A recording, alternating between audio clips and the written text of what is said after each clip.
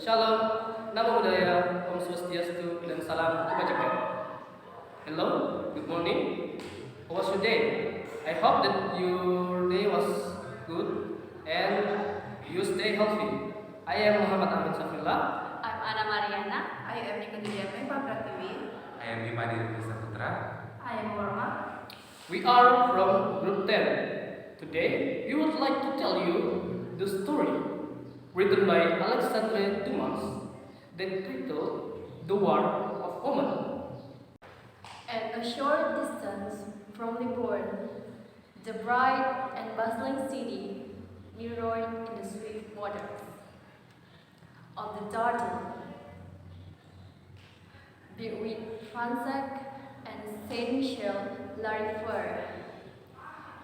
Once stood a pretty little white-walled, red-roofed village, half hidden by sycamores, lindens, and beeches.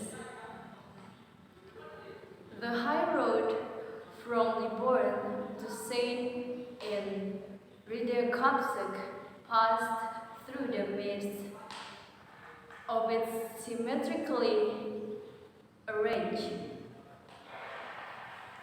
houses informed the only landscape that they possessed. Behind one of the rows of houses, distant about 100 yards, wound the river.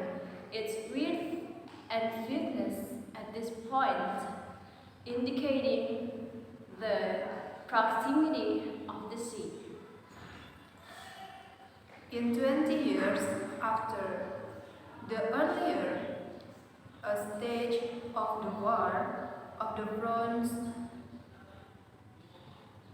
the arrest of the three councillors of the Parliament of Paris, Carton, Blancmesnil, and Brussels, the day of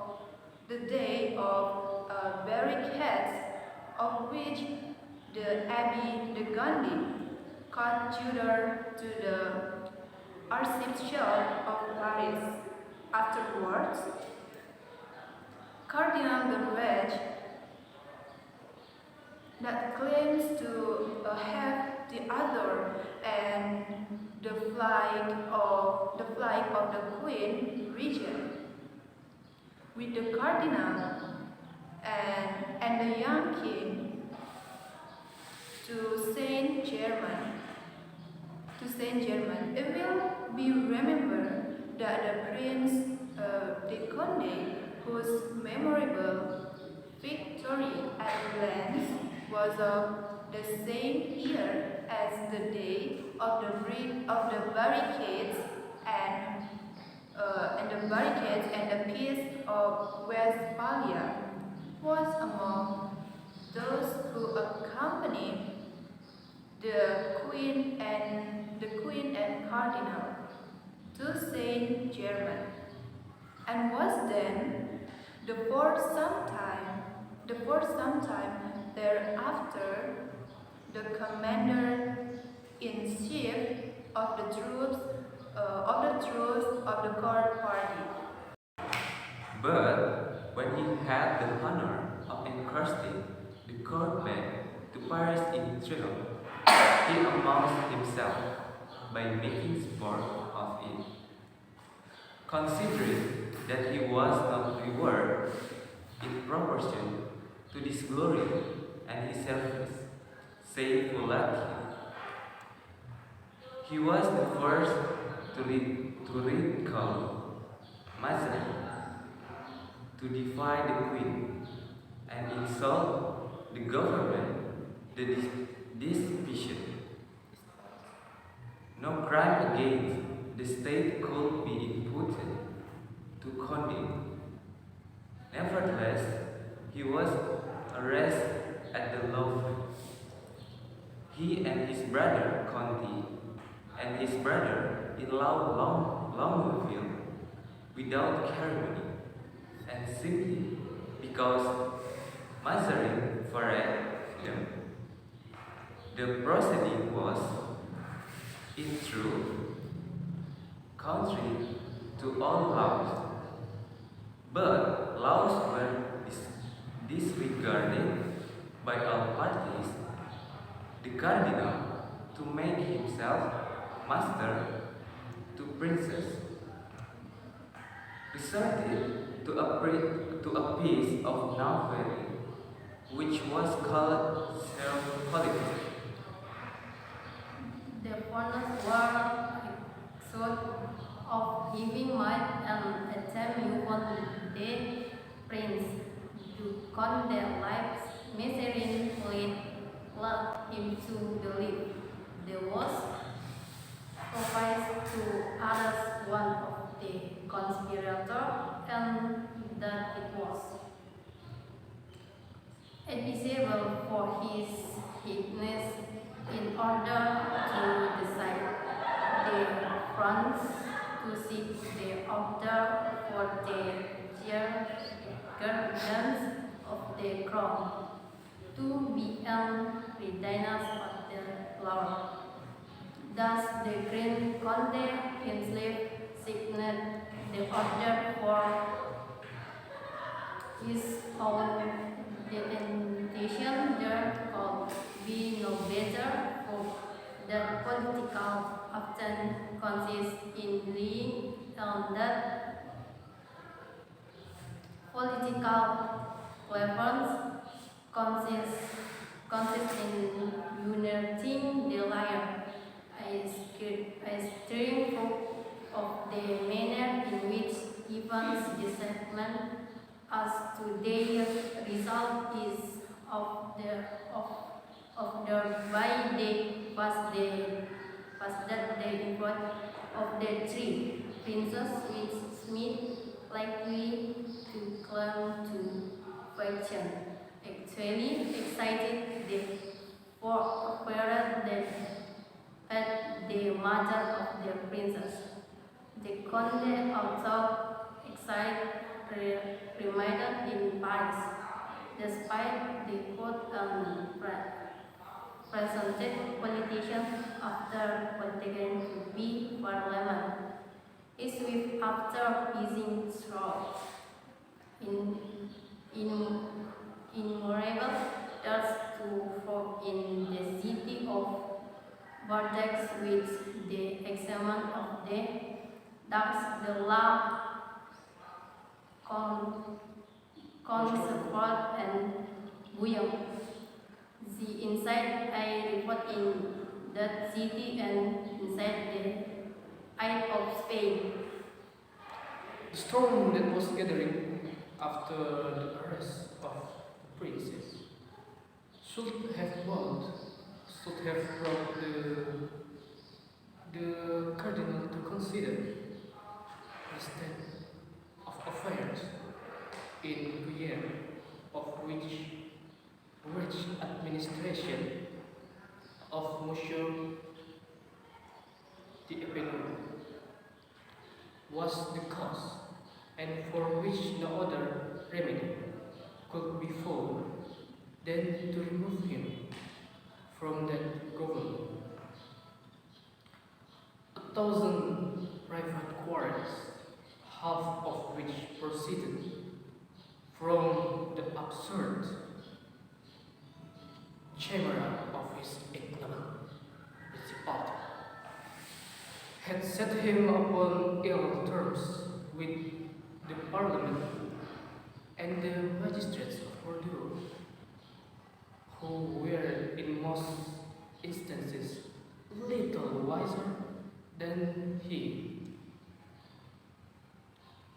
On the day when the news came that Monsieur de Bouillon and de la Rochefoucauld had carried safe into Bordeaux,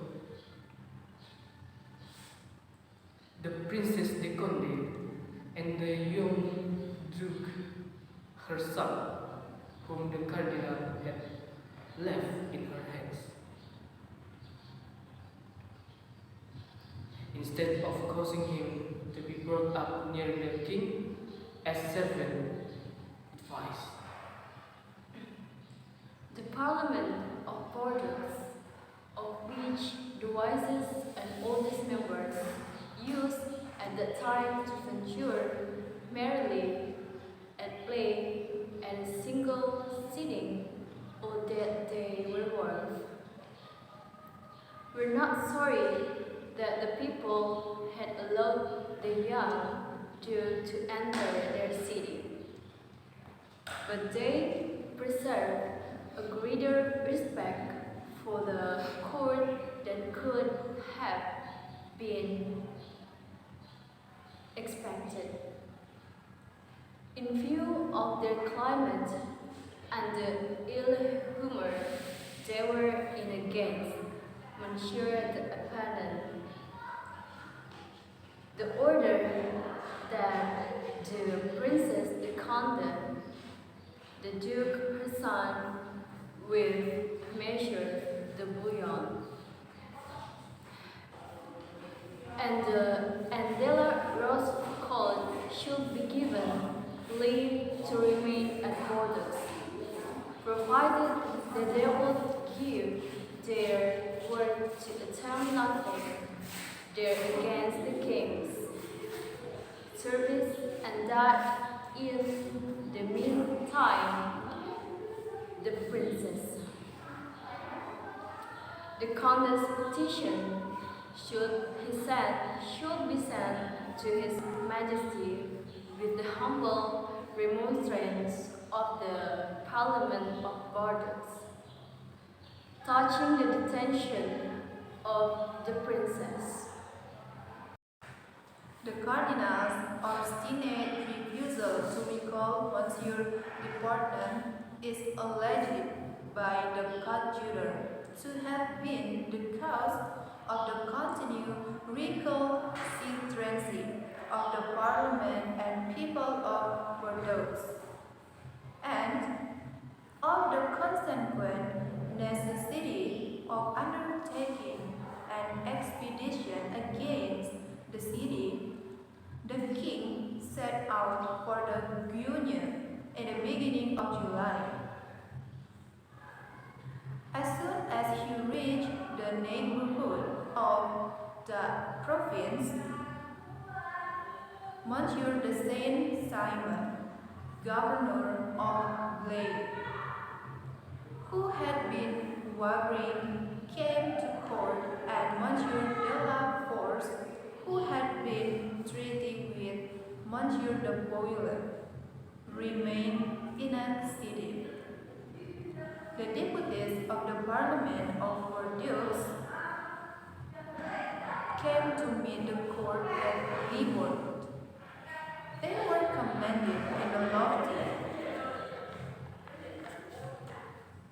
tone to open the city gates for the taking and his troops. They answered that it was one of their privileges to guard the person of their kings. When they were in their city, the Marshal de la Meilleraie advanced between the governor and the governor. He took the castle of the very where Pichon, or we call this Pichon, commanded 300 men for the Parliament of Bordeaux. And the cardinal caused him to be hanged at the Libourne, very near the king's lodgings. Monsieur de Bouillon, by way of reprisal, ordered an officer in Monsieur de la Meillaraine's army named Canole to be hanged likewise. Canole was playing at cards with some ladies of the city when he was told to prepare to die immediately. Eventually, Bordeaux was decided in due form, and the villain left nothing undone of what might be expected from a wise politician. and a great general, M. de la Rochefoucauld, himself during all this siege, particularly at the difference of a half moon, where the slaughter was great, but they were finally complete to yield to surprise force. The capture of Vortex was followed by negotiation which result in a sort of peace of which the thing were that a general amnesty shall be general to all without expedition who had taken up arms and negotiation with Spain, that all troops should be disbanded except such as the king should cause to take into his pay. The dear Princess de Conde and her son should reside either on her estate in Anjou or at Mosul, and that Mr. the government should be dependent of the government of Germany something less than a year later, February 2, 1678. The Queen Regent was forced to set the princess free, and the banished her vice minister from the kingdom, measuring himself went to have with the princess were the confident and resort there he who was recited by Dian says protect with the compact the soul have.